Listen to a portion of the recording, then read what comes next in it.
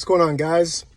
When I was serving, we did a lot of CQB, which stands for close quarters battle, which is essentially going into a house where bad guys are and taking the bad guys out, capturing them, rescuing a hostage, getting in so you can take down the target with explosives or whatever it may be.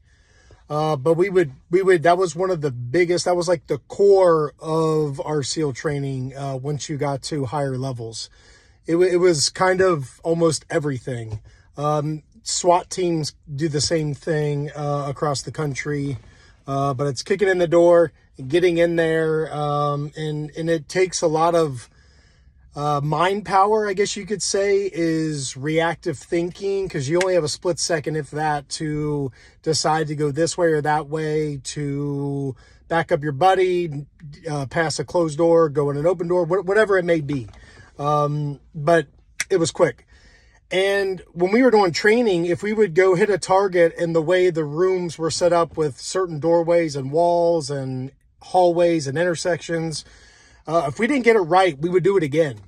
And if we didn't get that right, we would do it again. And sometimes our higher ups would add a little bit of discipline with some push-ups, some runs, carrying heavy things, packing on more gear for the next iteration, whatever it may be. Every time we did it, it did not get easier. But we had to keep doing it and doing it and doing it.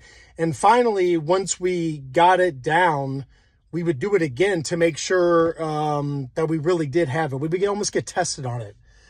Well, that same situation applies to our lives.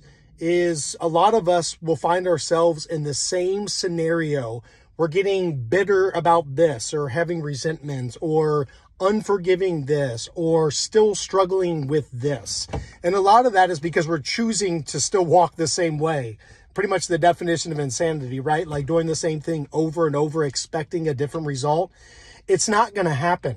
So we need to change our way of thinking. We need to change our actions, what we do.